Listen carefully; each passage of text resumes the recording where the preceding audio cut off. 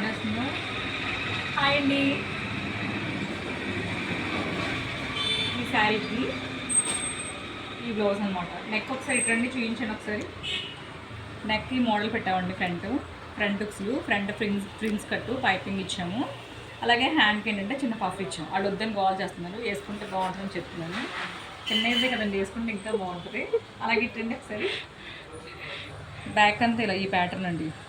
ఇదంతా పట్టు క్లాత్తో పైపింగ్ అండి. అలాగే హ్యాంగింగ్స్ ఇచ్చింది సింపుల్గా. అసలు వర్క్ చేద్దాం అనుకున్నాను, కానీ కలర్స్ ఎక్కువ పడట్లేదని ఇంక వద్దు దీనికని అలా వదిలేసాను. అలాగే ఈ శారీకి ఈ బ్లౌజ్ అండి. ఏంటంటే హ్యాండ్స్కి ఏం చేశానంటే శారీలో ఉన్న కలర్ తీసుకుంది, ఎందుకంటే ఒకేలా ఉంది కలర్.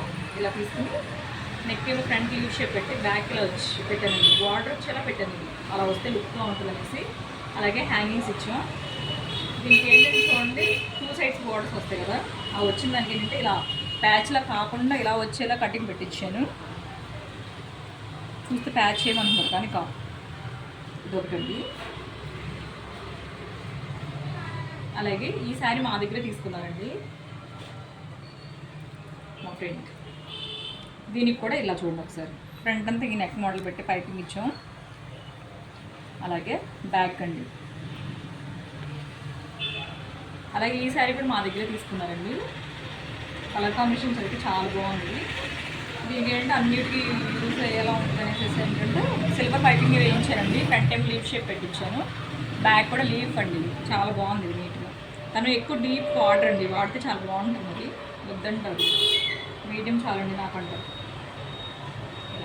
చాలా బాగుందండి. అలాగే ఈ శారీ కూడా మంగళగిరి పట్టండి. వీటిలో కలర్స్ ఉన్నాయి.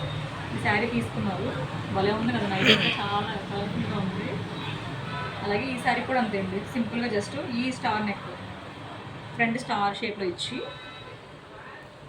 అలాగే బ్యాక్ కూడా ఇచ్చి స్టిచ్చింగ్ చేసామండి. ఈ శారీస్లో ఏంటంటే మంచి మంచి కలర్స్ కాంబినేషన్స్ ఉన్నాయండి మా దగ్గర. ఓకే అండి, బాయ్.